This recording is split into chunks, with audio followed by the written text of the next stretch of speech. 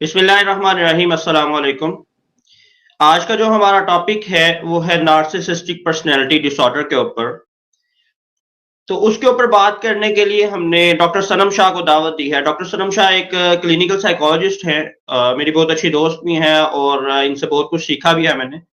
तो डॉक्टर सनम शाह, आपका बहुत शुक्रिया कि आपने इस सेशन के अंदर आने के लिए हमारे साथ ताउन किया और हमें वक़्त दिया। आपका बहुत शुक्रिया।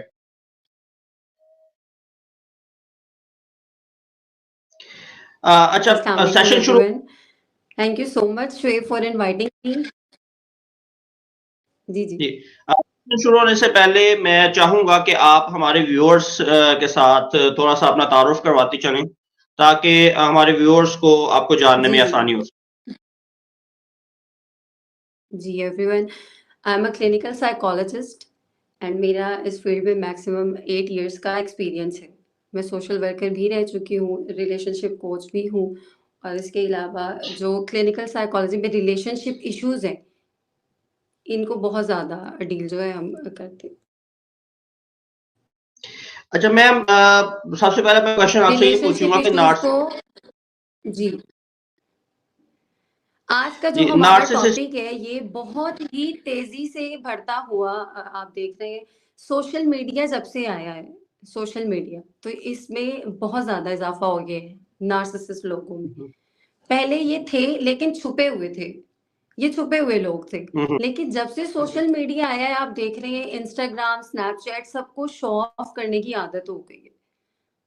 अब आप जी। कहीं जाएँगे, आपको उस मौके की वैल्यू का नहीं पता जब तक आप वहाँ पे पिक्चर्स ना ले लें और उन पिक्चर्स को पोस्ट ना कर दें उसी वक़्त। आपका वो मोमेंट सारा खराब है जब तक आप उन चीज़ों को दूसरों को ना दिखा दें और उनसे परिज़ाई हासिल ना कर लें। जब तक आप दूसरों की तारीफ़ ना सुन लें। और जितने लोग आपकी अच्छा तारीफ़ करेंगे, उतनी ही आपके अंदर ये चीज़ पैदा होती है कि हाँ, खुद पसंदी। मैम, नार्सिसिस्टिक पर्सनैलिटी है क्या? और इसको आइडेंटिफ़ाई किस तरह किया जा सकता है? जी। नार्सिसिस्ट पर्सनैलिटी जो है बेसिकली इसको खुद पसंदी कहा जाता है। हुँ, एक हुँ। टर्म है सेल्फिश होना और एक टर्म है नार्सिसिस्ट होना। अब सेल्फिश में और नार्सिसिस्ट होने में ये फ़र्क है, सेल्फिश लोग अपना सोचते हैं, लेकिन वो दूसरों को नुकसान नहीं पहुँचाते। और जो नार्सिसिस्ट लोग हैं, ये सिर्फ़ और सिर्फ़ अपना तो सोचते ही सोचते हैं, लेकिन जो लोग इनका नहीं सोच रहे, इनको वो ज़्यादा तारीफ़ इनकी नहीं कर रहे, जो ये अगर कोई एफ़र्ट कर रहे हैं वो उस जो इन लोगों ने अपने दिमाग में सोचा होता है, कि हमें इस चीज़ की इतनी जो है इन लोगों से तारीफ़ चाहिए और अगर लोग नहीं कर रहे तो ये उनको नुकसान भी पहुँचाने की हद तक जा सकती है।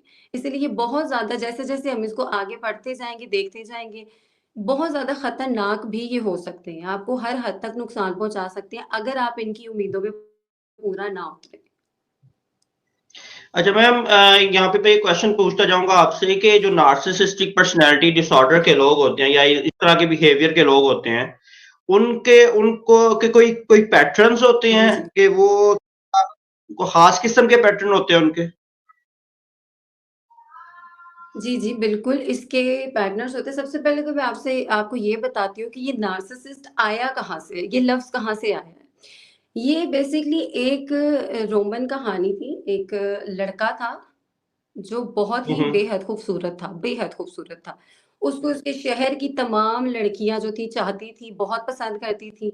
उसका नाम था नार्स, नार्स नाम था उसका और उसको सब बहुत पसंद करती थी, यहाँ तक कि शादी के पैगामात भिजवाती थी, लेकिन वो जो है वो सबको रिजेक्ट करता था। इतना वो अपने जी। आप से प्यार करता था। और एक दिन वो एक नदी के किनारे से गुज़र रहा था, जिसमें उसने पानी में अपना अक्स देखा। और वो अपना उस अक्स को देख के इतना अपने अक्स से अट्रैक्ट हुआ, वो उसको ही देखता रहा। यहाँ तक कि उसने खाना-पीना छोड़ दिया, सोना जागना छोड़ दिया, काम-काज छोड़ दिए और वो हर वक़्त उस अक्स को ही देखता रहता था, वहाँ बैठता रहता था। देन इस डर से कि उसका पानी ना कोई पी ले, वहाँ नदी में कोई उस मेरे अक्स को खराब ना कर दे, यहाँ तक कि मैं भी उसको खराब ना कर दूँ। उसने हुँ, उसी हुँ। अक्स में अपने जो पानी था, उसी नदी में अपनी जान दे दी। इतना ठीक है। वो अपने आप का आशिक हो गया था, इतना सेल्फ लव में वो डीपली चला गया था। कि उसने अपनी ही हुँ, जान हुँ। ले ली, ये मेरा अक्स खत्म ना हो जाए। सो यहाँ से जो बाकी टर्म्स है ये नार्सिसिस्ट यहाँ से निकला है। नार्स उस लड़के का नाम था और इनके जो ठीक हो गया। बहुत सारी टर्म्स हैं जिसमें ये आते हैं, इनमें इमोशनली इमोशनली बिल्कुल ये लोग अवेलेबल नहीं होते। हर वक्त इन्हें अटेंशन चाहिए होती है बहुत ज्यादा, और अगर इन्हें अटेंशन अटेंशन इनके लिए लाइक ऑक्सीजन की मानिंद होता है। अगर इन्हें अटेंशन मिल रही है तो ये खुश हैं, इन्हें लाइक इन्हें खाना ना मिले लेकिन अटेंशन मिल जाए वो बेहतर है इनके लिए। सो अटेंशन बहुत अच्छा मैम जरूरी है इनके लिए और इमोशनली ये बिल्कुल अनअवेलेबल है। जी। जो रिलेशनशिप के हवाले से हम बात करें कि आजकल बहुत ज़्यादा ये ख़ासकर जो नार्सिसिस्टिक पर्सनैलिटी की बात करें कि इसके अंदर रिलेशनशिप के बहुत ज़्यादा इश्यूज़ आते हैं। जैसे आपने कहा कि ये सेल्फ लव के अंदर इतना ज़्यादा आगे बढ़ जाते हैं कि वो ये चाहते ही नहीं है कि वो हम दूसरा उससे ज़्यादा उससे वो करे। तो ऐसे हम अपने जो पार्टनर है हमारा, हम कैसे मालूम करें कि उसके अंदर नार्सिसिस्टिक ट्रेट्स वगैरह या नार्सिसिस्टिक पर्सनैलिटी की थोड़ी इश्यूज हैं? रिलेशनशिप में जी। अगर आप किसी नार्सिसिस्ट के साथ रिलेशनशिप में हो, नो मैटर वो लड़की भी हो सकती है नार्सिसिस्ट और लड़का भी हो सकता है। दोनों में से किसी एक में अगर ये ट्रम्प पाई जाती है तो रिलेशनशिप में बहुत सी प्रॉब्लम्स फेस करनी पड़ती हैं। ये लोग बहुत ज़्यादा कंट्रोलिंग हो जाते हैं, बेहद कंट्रोलिंग। और कंट्रोलिंग इस सेंस में बिल्कुल नहीं होंगे कि इन्हें सामने वाले पर्सन की परवाह है। ये कंट्रोलिंग इन सेंस में होगी कि इन्हें कंट्रोल करना पसंद है, ऑन करना पसंद है, ठीक है। ओनरशिप पसंद है। ये बेसिकली रिलेशनशिप में सामने वाले पर्सन को अपनी कोई प्रॉपर्टी समझना स्टार्ट कर देते हैं और उनको ऑन करना हुँ, इन्हें पसंद है। सामने वाले को ये फील करवा रहे होते हैं कि हमें तुम्हारी फिक्र है, हमें तुम्हारी केयर है, हम तुम्हारी फिक्र में तुम्हें कंट्रोल कर रहे हैं, लेकिन वो बहुत अनहेल्दी कंट्रोल हो जाता है। और हमेशा इन्हें अपनी फिक्र रहेगी रिलेशनशिप में। सामने वाले पर्सन की जो फीलिंग्स है, जैसा कि मैंने आपको पहले बताया, ये इमोशनली बिल्कुल अनअवेलेबल होते हैं। हुँ, इमोशंस हुँ। अपने ये किसी के साथ अटैच नहीं करते। ये बहुत लाइक अगर ये किसी नार्सिसिस्ट कोई अगर रिलेशनशिप में है सपोज, तो वो आपको स्टार्टिंग में बहुत गैसलाइटिंग करेंगे, बहुत ज़्यादा लव बॉम्बिंग करेंगे। लव बॉम्बिंग से मुराद है कि वो पहले इनका एक तरीका है, ये अगर जिसके साथ रिलेशनशिप में है, ये उसकी पर्सनैलिटी को रीड करते हैं कि ठीक है। ये किस तरह का इंसान है, इसके क्या इंटरेस्ट है, इसको क्या चीज़ें पसंद हैं, और उसके मुताबिक फिर उसकी पर्सनैलिटी रीड करके उसके साथ उस तरह का बिहेवियर करते हैं।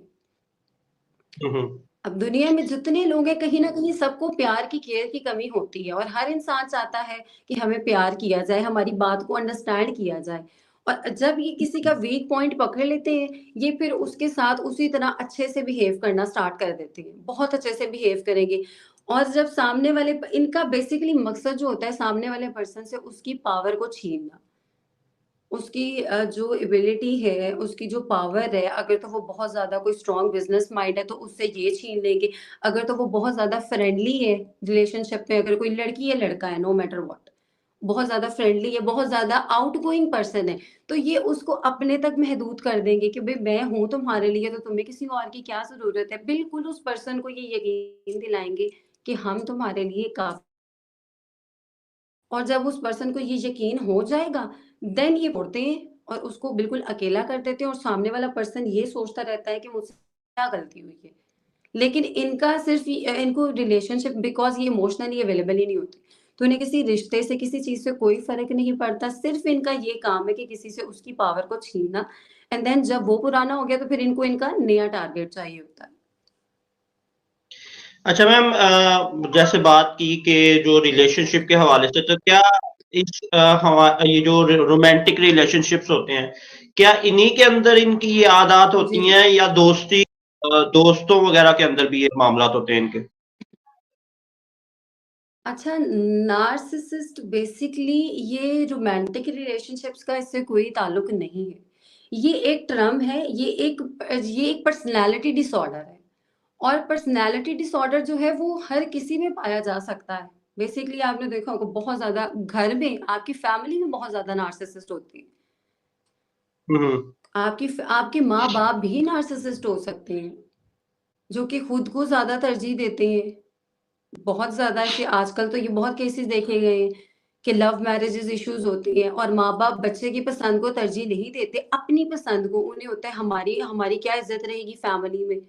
तो ये माँ बाप भी हुँ, नार्सिसिस्ट होते हैं।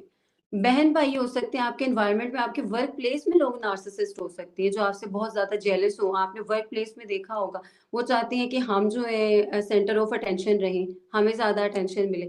तो ये रोमांटिक रिलेशनशिप के अलावा, रोमांटिक रिलेशनशिप का इससे कोई ताल्लुक नहीं, ये हर जगह पाए जाते हैं। अच्छा मैम, इनकी कोई साइन्स इनके, या कोई इनकी ऐसी कोई आइडेंटिफिकेशन कि ये एक इंसान नार्सिसिस्ट है?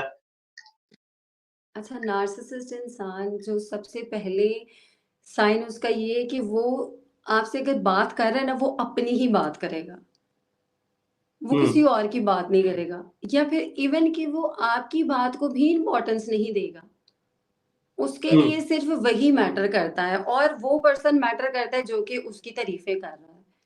सो ये सबसे पहला पॉइंट हम पकड़ सकते हैं कि वो दूसरे की बात को इम्पोर्टेंस नहीं देता, सिर्फ अपनी बात को इम्पोर्टेंस देता है। दूसरा ये कि इन्हें हर वक्त बहुत ज्यादा अटेंशन चाहिए होती है। अटेंशन देखिए हर इंसान को चाहिए होती है।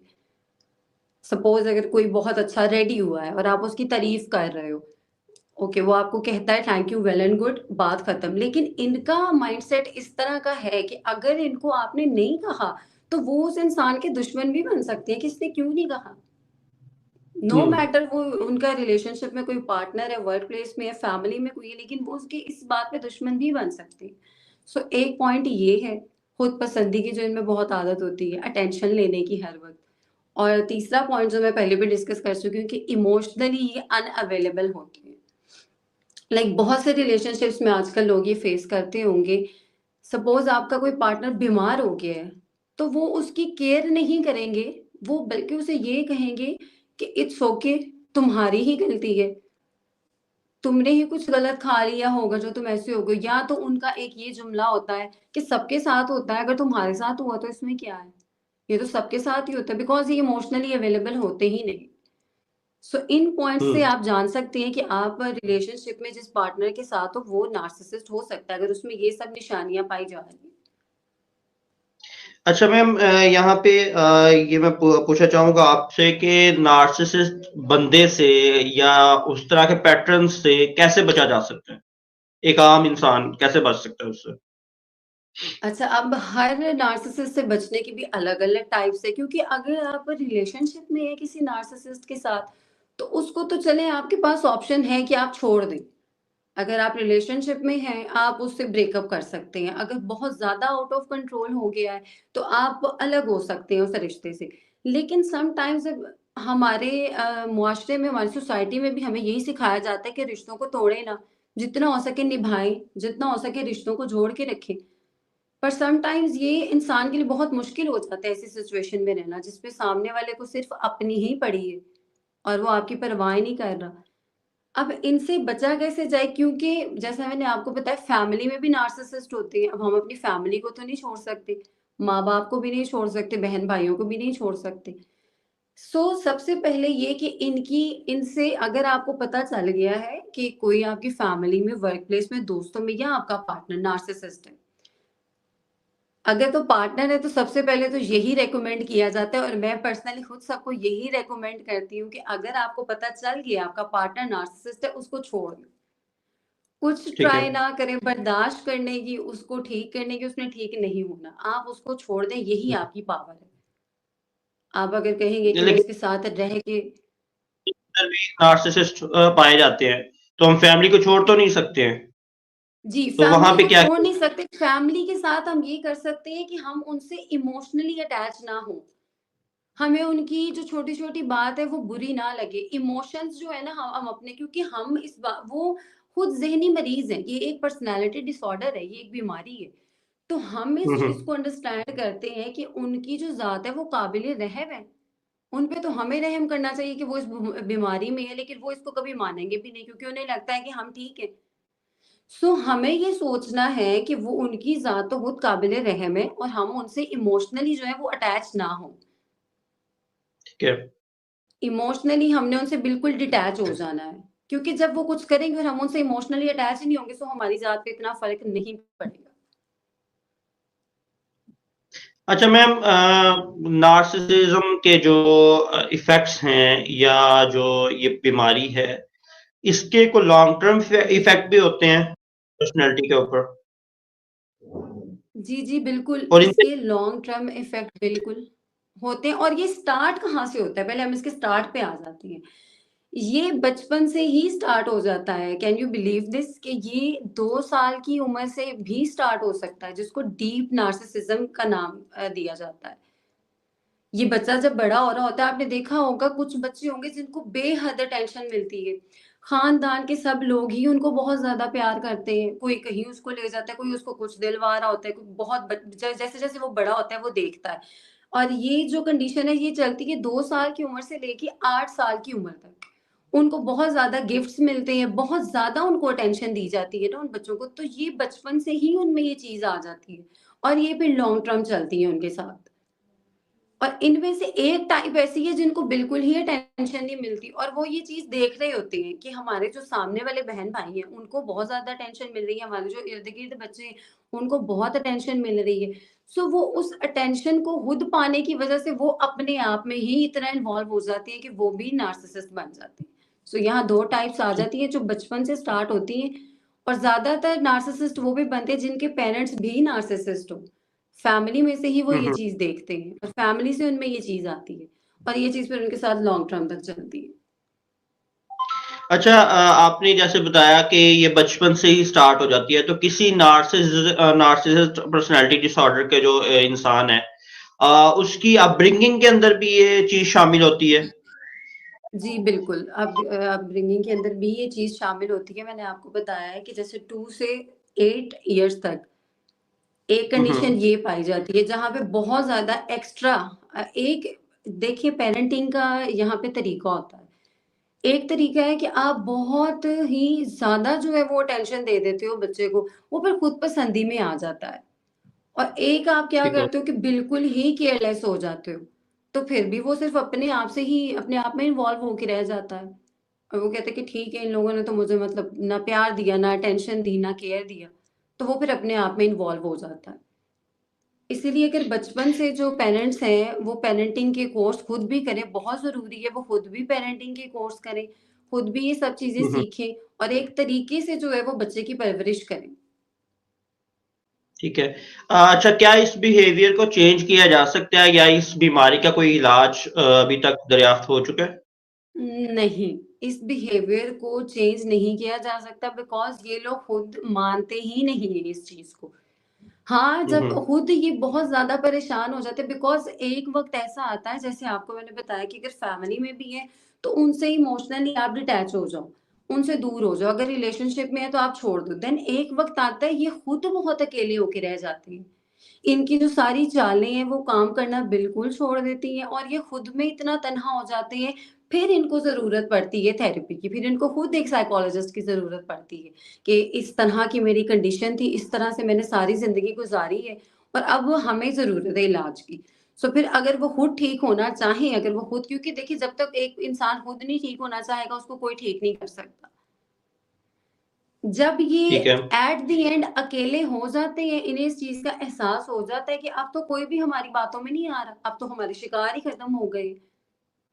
देन हुँ, फिर इन्हें हुँ। एहसास होता है इस चीज़ का कि हम अपनी ज़िंदगी में क्या गलत कर रहे थे।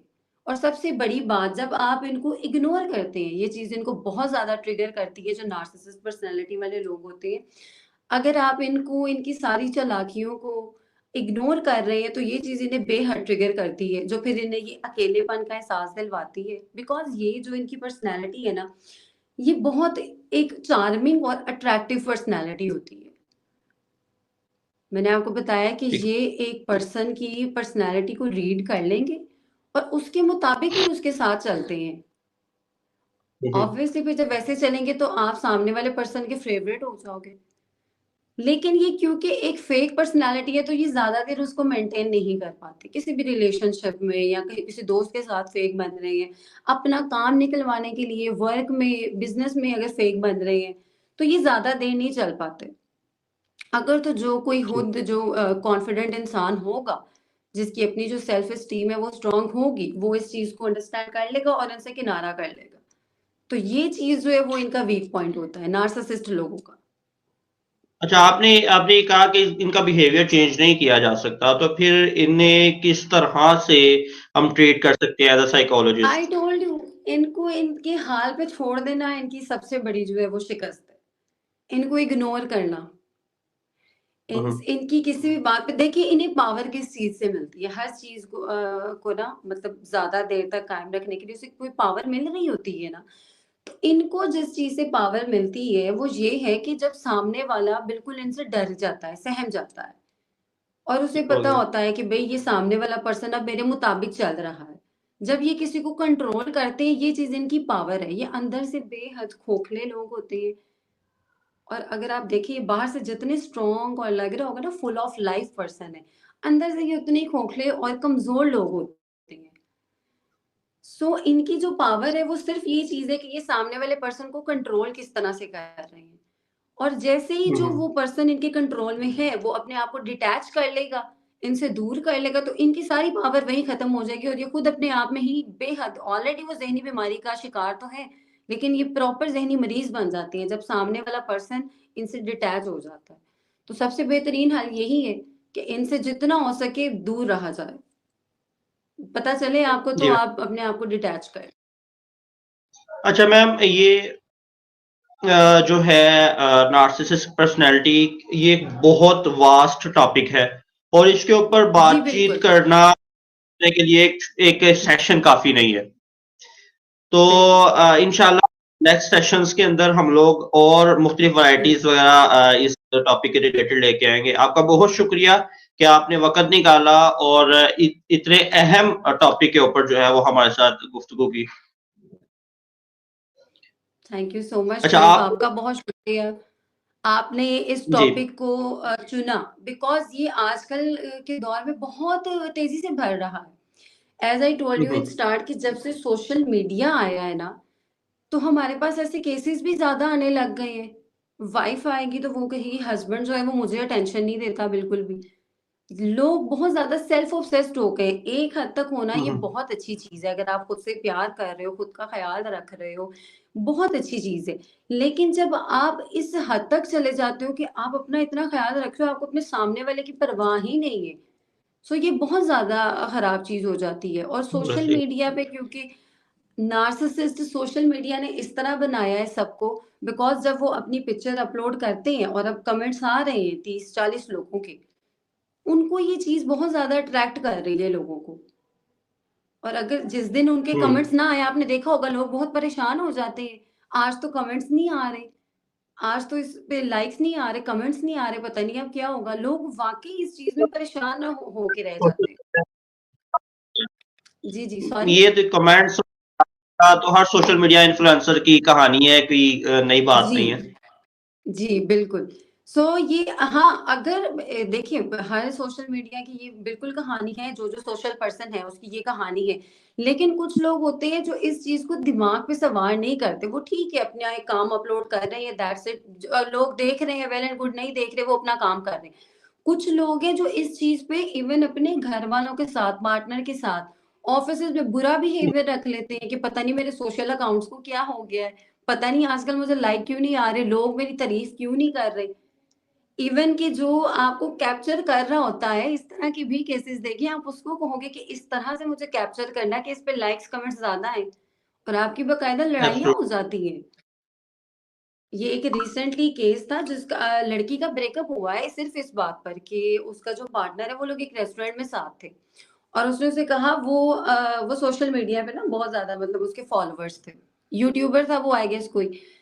तो उसने कहा कि मुझे इस तरह से तुमने कैप्चर करना है, बहुत मेरे ना अच्छे व्यूज़ आएँ और व्यू भी बैकग्राउंड में सारा है। वो लड़की कहीं अच्छा कैप्चर नहीं कर सकी, उसने वहाँ रेस्टोरेंट में ही उसकी इंसल्ट की, कि ये क्या तरीका है कैप्चर करने का, इस तरह कैप्चर करते हैं। और वो उससे उसने ब्रेकअप कर लिया एंड देन वो आई थी मेरे पास कि मैं अब इस चीज़ का क्या करूँ बिकॉज़ अब मैं हर्ट भी बहुत हूँ, लेकिन मुझसे इंसल्ट नहीं बर्दाश्त हुई। ये इस हद तक बीमारी है कि आप इतना भी नहीं समझ पाते, आप कहीं बाहर हो, आपको एक औरत की रिस्पेक्ट करनी है, आपको सिर्फ़ अपना आप नज़र आ रहा होता है।